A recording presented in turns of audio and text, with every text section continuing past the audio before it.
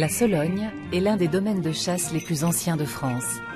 Couverte d'épaisses forêts, la région s'étend sur la rive sud de la Loire, à seulement 2 heures de Paris. La noblesse française y a érigé des châteaux somptueux dont Chambord, la résidence de chasse de François Ier. À l'époque, les nobles s'étaient arrogé le privilège du droit de chasse et il fallut attendre la Révolution pour que la traque du gibier se démocratise. Aujourd'hui, ce sport captivant est largement répandu en Sologne, terre giboyeuse par excellence. Si bien que terrines de gibier, civets de cerf et cuisseaux de lapin sont devenus les plats emblématiques de la gastronomie locale, qui compte aussi quelques pâtisseries célèbres. Édouard Bouloche a voulu renouer avec les origines de la chasse en troquant son fusil contre un arc. Cette technique de chasse requiert beaucoup de patience et d'ingéniosité. L'archer arpente la forêt muni d'un seau de goudron de bois. Ça et là, il enduit un tronc d'arbre de cette substance odorante qui attire les sangliers.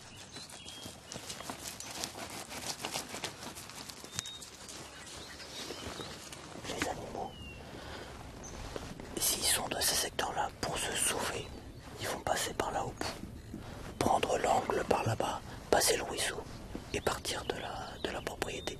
Il y a des chasseurs qui sont placés en poste à ce niveau-là au moment de la chasse. On utilise un minimum de chiens pour pas les faire bouger trop vite, pour qu'ils soient juste dérangés, en fait, pour qu'ils se déplacent tranquillement dans la forêt, donc qu'ils passent le moins vite possible auprès des chasseurs, pour que ceux-ci aient une chance de pouvoir tirer.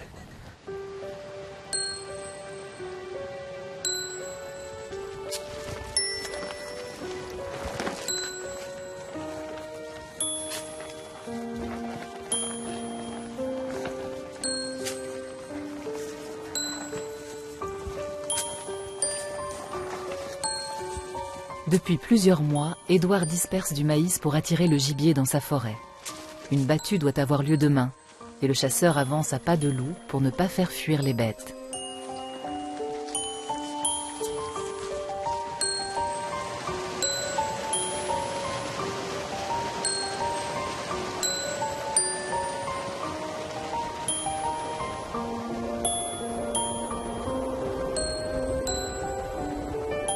Édouard, sa femme et ses 3 enfants habitent une longère, une maison typiquement solognote que le chasseur a héritée de son grand-père.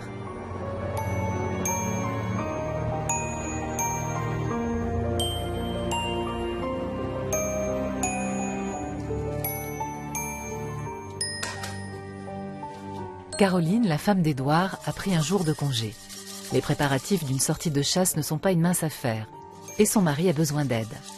Aujourd'hui, il lui faut un repas consistant et elle lui prépare un pain de viande avec ce qui lui reste de gibier et quelques légumes.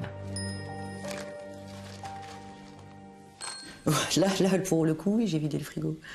Parce que déjà, demain, il y a une chasse. Et donc, on va être 25 à manger. Donc, il y a déjà à cuisiner ce qu'on va faire pour demain. Et en plus de ça, s'il tue des animaux, je vais encore me retrouver à nouveau dans le congèle et dans le frigidaire. Je me suis retrouvée une fois 6 mois avec un sanglier entier. Dans le congélateur, je ne pouvais plus rien y mettre. Tu peux le faire avec des restes, comme acheter les viandes que tu veux. S'il te reste un peu de viande hachée, ou tu as fait cuire un rôti de porc, et qu'il te reste du porc, tu peux aussi faire avec des restes. Non, je risque pas de le faire. Quelques morceaux de cerf et de sanglier auxquels elle ajoute des oignons revenus et des champignons de Paris. Le tout relevé avec des épices et soigneusement mélangé. Pour qu'elle reste bien juteuse, elle arrose la terrine d'un filet d'huile d'olive. Garni d'une petite branche de thym, le plat est enfourné pour 45 minutes de cuisson. Pour initier son ami Alberto au tir à l'arc, Édouard a installé une cible dans son jardin. La position, il faut que tu arrives avec ta main, cette main-là, oui, quelque part sur ton visage. Toujours le même point. Le plus simple, c'est là, voilà. Tu prends ce doigt-là et tu te dis, il arrive là. Voilà, c'est ça. De la lèvre. Ouais. Ah non. Tu vas armer. J'ai réussi. J'y arrive plus. Tu vois. En fait, il faut que tu tires avec ton dos, les muscles de ton dos. Non, j'y arrive pas. Enfin, un sommet à passer, quoi. Hein. Ouais. Mais j'y arrive sans la flèche et avec la flèche, j'y arrive. C'est bizarre. Oui, c'est bizarre comme ça. T'arrêtes, tu es au courant là, toi? Oui, quand même. Ah non, mais plus tu t'escrimes, moins tu vas y arriver. Ah oui, ça va pas. Oh non, j'arrive pas, Edouard, c'est bizarre. Pourquoi j'y arrive? C'est parce que tu tires pas avec les bons muscles. Ouais, c'est bizarre. Parce que là, on doit être...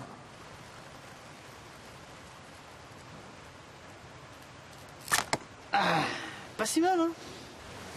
On arrive à une bonne maîtrise, c'est quand on pense plus. On pense plus à la technique. La technique est totalement assimilée, elle est totalement intégrée à l'arc, on pense plus qu'à la cible, qu'au point et la fléchir. D'accord. Les pieds. Tu marches, à pas de loup, comme ça, sans faire de bruit. Et tu regardes dans la nature ce qui se passe. D'accord. Voilà. Tu refais 3 pas, tu regardes. Jamais Parce que si plus, tu marches comme ça, même sans faire de bruit, tu vas le déranger. eh ben non, mais ce qui se passe, c'est qu'il va te voir. Ah oui, d'accord. Il va te voir toi avant que tu l'aies vu. Le but, c'est quand même de l'avoir vu avant, parce que sinon, c'est raté. Hein.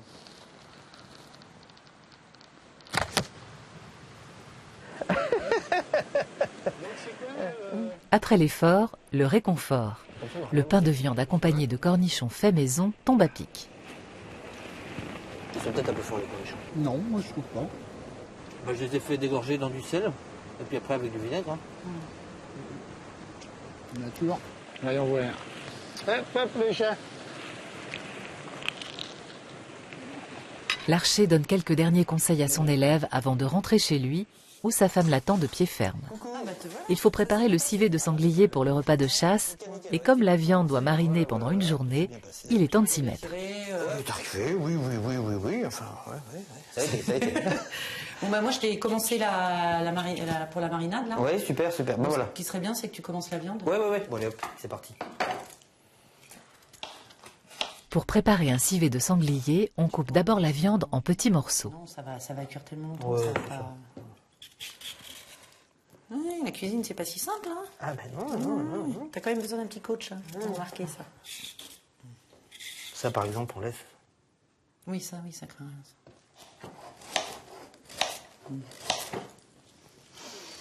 Je te prépare tes citrons. Ah si, ah ben... Mais je ne fais pas les oignons. Oui, avec plaisir. Oui. Sur ces plats de gibier, le chef cuistot, c'est moi. Je ne dis rien. Ben non, c'est ça. Mais ne me demande rien. Ben non, si tu fais pas les Je oignons... fais comment? Est-ce que c'est assez doré ma viande, ma chérie? Ben non, tu te débrouilles. T'es le chef. Hein. Moi, je coupe les légumes. Édouard n'a pas toujours été son propre patron. Autrefois, il était juriste dans un ministère, un métier dont il s'est rapidement lassé. Après avoir donné sa démission, il est venu s'installer en Sologne avec sa famille. Depuis, il s'adonne à la chasse, s'occupe de son immense jardin et travaille juste ce qu'il faut pour joindre les deux bouts. Alors soit tu travailles pas mal pour après payer un jardinier qui le fait, soit tu dis je travaille moins et je fais le jardinier quoi. Moi comme j'aime bien faire le jardinier, mais moi je c'est ce que travaille je moins. me dis, mais si moi je me dis je travaille moins, je fais la femme de ménage, c'est pas... Eh ben, si tu veux, en qualité c'est pas amusant quand même. Voilà. Ouais, mais bon voilà, non, mais il faut se nourrir aussi. Hein? Moi je vais à la chasse. Non, on peut pas se nourrir que de ce que tu fais de la chasse. C'est ça. Mais je vais à la pêche aussi. Oui, on peut pas se nourrir que de ça. Moi je te laisse faire ce que Oui, je vais vas-y. Bah c'est ça. Ouais, tout à l'heure. Puis pour le cognac, tu mets pas tout de suite. Encore un autre truc hein. Hop.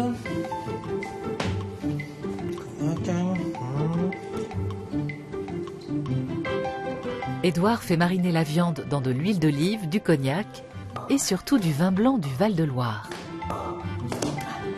Préparée au vin blanc, la viande de sanglier aura un petit goût fruité et le civet sera plus léger.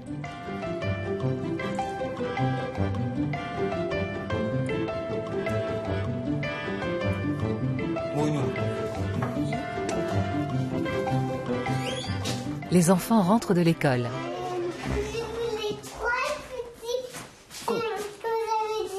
T'as vu les 3 petits cochons? Non. Qu'est-ce que t'as vu dehors qui a traversé devant la voiture là? Des sangliers. Non. Coucou ma Paul. Coucou mon Stéphane. Qu'est-ce que t'as vu mon Ça va Clarence? bien? Oui. Des cheveux. Ah oui, bravo.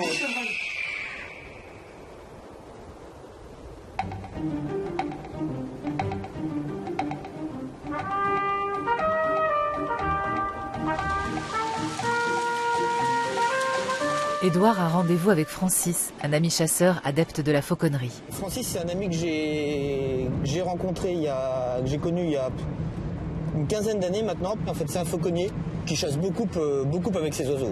Il travaille avec sa femme, Brigitte. Elle me fait faire des stages un petit peu pour m'initier à la fauconnerie, donc au dressage d'oiseaux de proie. Édouard se passionne pour les techniques de chasse qui sortent des sentiers battus. Sa première séance d'initiation à la fauconnerie commence par un exercice tout simple. Il doit traîner un lapin empaillé dans l'herbe. Hop, traîne pas, hein, traîne pas. Là, c'est bon.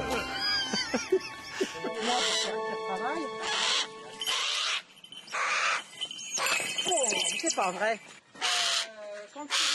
Pour appeler un oiseau, on met une offrande, un petit morceau de viande entre le pouce et l'index, et on se positionne de façon à ce que l'oiseau puisse arriver et qu'on ne le bloque pas en fait. Ce que l'oiseau doit voir, c'est qu'on ne lui bloque pas le chemin. Si on rappelle comme ça, lui, il voit un mur.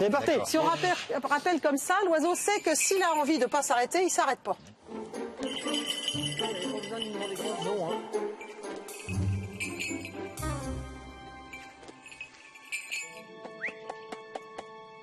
Pollux, hein, Ouais, alors va. De peur. Il est mignon, Pollux aussi. Un Pollux. Ah, Mignon, mais têtu. Je sais pas qui va venir, à mon avis, ça va être Fantomas. Parce que... Ah non. Là. Allez, Fantomas. La main doit pas être comme ça, elle doit être comme ça. Toujours sur champ pour que l'oiseau ait un perchoir net et précis, quoi.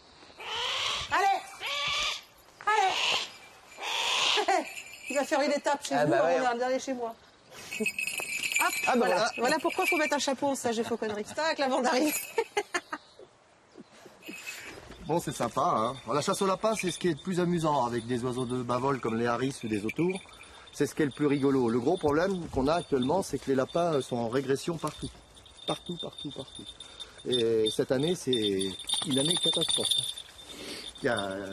Où vous leviez 100 lapins dans une après-midi, vous enlevez 5, quoi.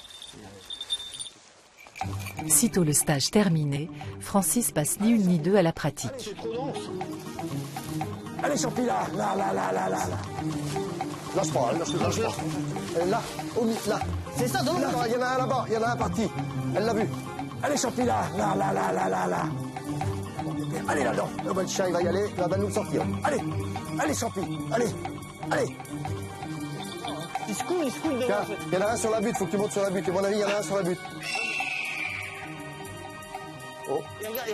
Il est là. Là, ça y est. Il est pris. Non. Ah, mais il est là.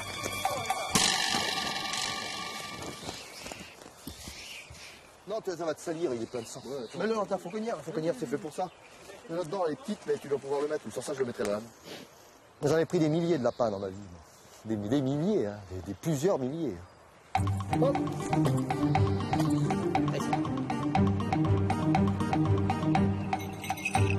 On arrive. En fait, j'avais perdu un petit peu une raison d'aller chasser. J'avais le plaisir, l'émotion, quand on est jeune, quand on débute, etc. Et au fil du temps, ça s'était un petit peu émoussé. Et j'ai retrouvé vraiment un sens véritable à la chasse, avec l'association de la chasse et de la nourriture. Je chasse plus que des animaux que je vais manger, en fait. Et là, j'ai faim. Là, ça commence. Mais là, on va le manger. Bon, Francis, on arrive.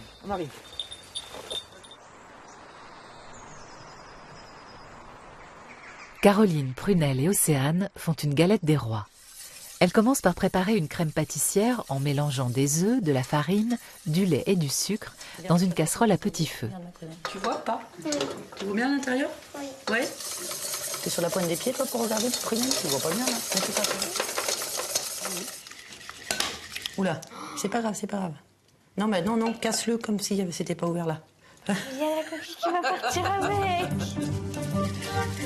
Ensuite, elles battent des œufs avec du sucre glace avant d'y ajouter des amandes en poudre. Alors, on va rajouter le rhum. Oh non! Mais si, mais toujours, dans chaque galette que je fais, il y a toujours du rhum.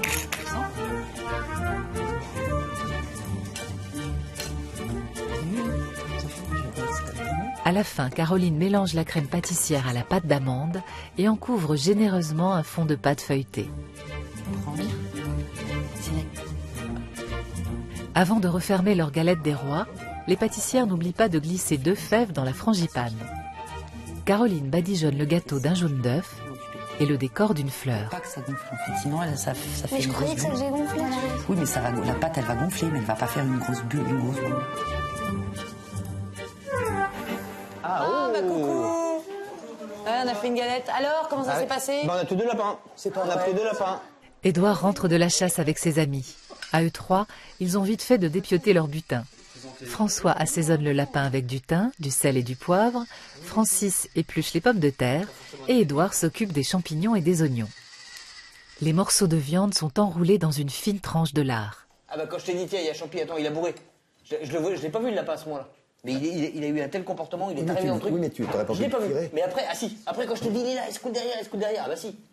Ah bah tu parles, il était dans les ronces, sous les ronces, mais il se coulait. L'oiseau s'est repris en 2 fois. Mais il pour le épinait, quoi, prendre. comme on dit. Hein. Elle est belle celle-là. Hein. Pour maintenir le lard autour des morceaux de lapin, on les enveloppe dans une crépine de porc. T'as vu tout de suite quand je m'y mets?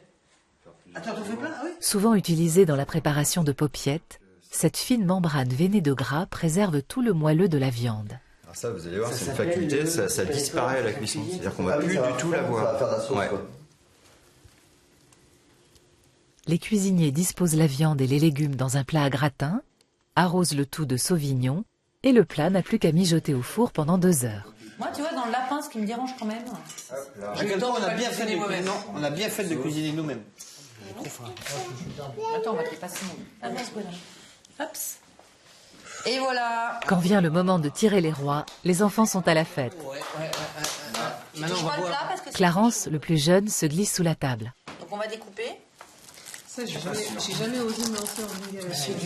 C'est pour qui? Pour François. Pour François.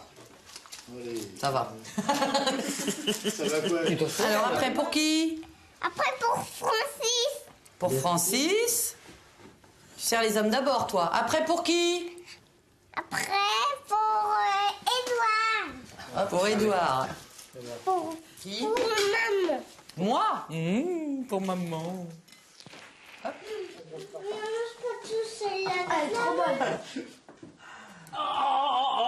Ah, c'est la reine. Vas-y, sors là ta fève. Peut-être qu'il y en a une autre. Qu'est-ce que c'est? C'est quoi?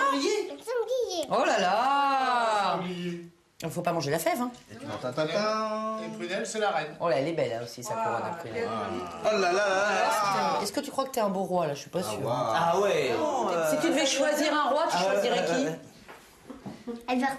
François. Elle a regardé papa, elle a alors pris Alberto et elle choisit François. Ah, Edouard, du coup, Ah là là, je suis dégoûté. Ah là là là là.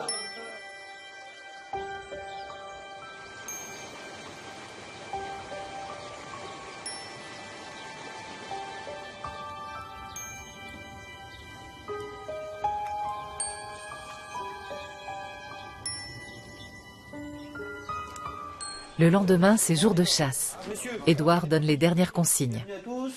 Bonne année, meilleurs vœux. Aujourd'hui, on est nombreux. Pour la première fois, on va pouvoir encercler. Il va y avoir les numéros 6, 7, 8 qui vont être forcément tirés. Alors, qu'est-ce qu'on va chasser? On va chasser 2 grands animaux, autant de sangliers qu'on veut, et un chevreuil. On ne tire pas, tout ce qui court, on ne tire pas. On est parti, alors tirage au sort, attention. Ouais. 7. Ah oui, c'est un truc de naze. C'est naze. C'est naze. Là où Franck a fait son fait. C'est écrit, je vois pas.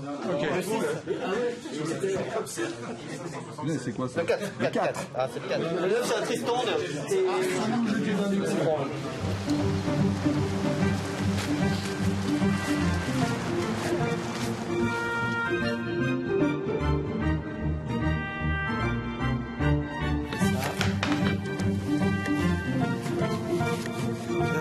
En attendant que les hommes rentrent de la chasse, Caroline et sa fille Prunelle ont décidé de faire une tarte. Comment ça s'appelle? La tarte tatin. La tarte tatin. Est-ce que tu sais pourquoi ça s'appelle une tarte tatin? Non. Non? Alors, en fait, c'est 2 sœurs. On les a appelées les sœurs Tata. Il y en a une qui s'appelait Caroline comme moi et une autre qui s'appelait Stéphanie. Elles tenaient un restaurant où les chasseurs allaient après la chasse. Et un jour, juste avant que les chasseurs arrivent pour le repas de chasse, il y a une légende qui dit elles l'auraient laissé tomber par terre, la tarte, hop, pouf, elle est tombée par terre. Donc du coup, la pâte s'est retrouvée au-dessus. Elles ont tout ramassé comme ça, elles ont reposé dans le plat, elles ont remis au four comme ça, elles ont servi comme ça. Et les chasseurs ont trouvé ça très bon. Et ça a donné la tarte tatin. Tu vas voir, ça va finir. Caroline prépare un caramel à même le moule avant de faire revenir des quartiers de pommes dans du beurre. Une délicieuse odeur de sucre et de cannelle envahit la cuisine. Attention à toi.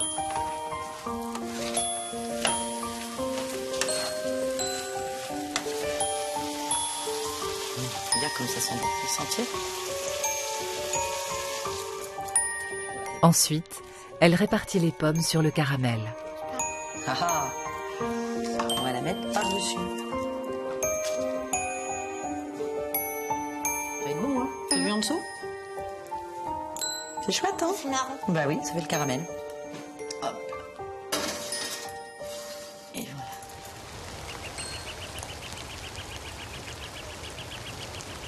voilà. Entre-temps, la chasse a commencé. Édouard arpente les sous-bois pour rabattre le gibier vers les tireurs. Lentement mais sûrement, les hommes sillonnent toute la forêt. Chaque buisson peut cacher un sanglier ou un chevreuil, et chaque homme peut se retrouver seul face à sa proie. Allez là. Oui, même, oui. Allez là. Allez. Ah. On n'est plus dans une société de production avec la chasse, on est dans une société de chasseurs-cueilleurs, de rapport direct. Il n'y a plus d'intermédiaire. Bon. Ceux qui ont tiré le numéro d'un guet en hauteur montent à leur poste.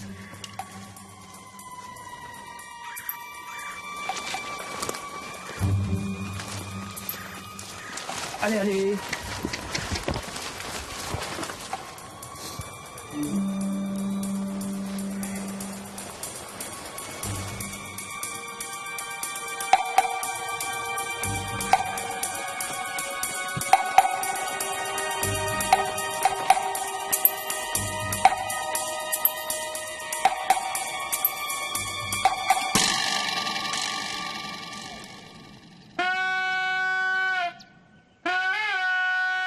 Les chasseurs n'ont abattu qu'un chevreuil, mais c'est toujours ça.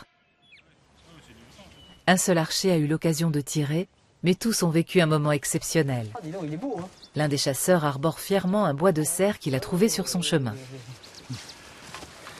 Il a un peu mangé, mais Il a un peu mangé. Les sangliers y ont mis quelques coups dedans. Ah ouais, merde, ouais. Mais bon, quand même. Et après, on sonne la faute track. C'est ce que tu attends depuis le début, depuis ce matin. Depuis ce matin, 9h. Les chasseurs ramènent leur butin chez Édouard.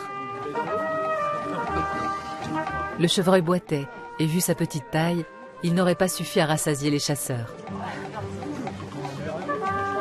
Heureusement qu'un civet de sanglier bien mariné les attend.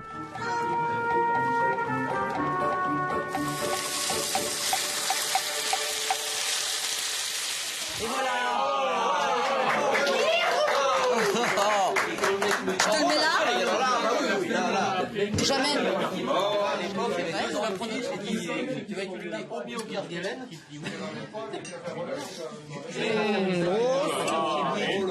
Oui, une petite patate. Pas de privilège, ouais. Les sangliers adoptés, tu sais. J'ai connu une fille brune que j'aimais bien tendrement. J'ai baisé ses jolis pieds nus, toute une île de rosée. J'ai gravé dans un sillon ce joli nom de Lyon. Pour le dessert, Caroline renverse sa tarte tatin au dernier moment, avant de la servir fondante à souhait. Yes. Ah non, de toute façon, celle-là, je vais donner un petit morceau à celui qui est gentil avec moi. Parce qu'elle est fait maison, celle-là. Pour moi, c'est fait. C'est quoi pour un moi, je vais y goûter alors.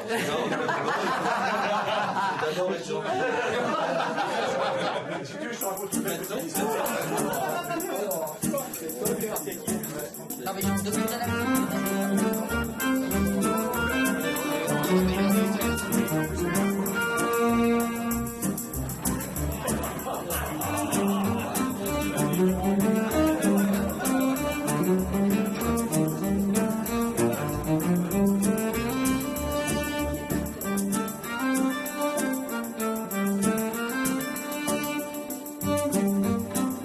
Thank you.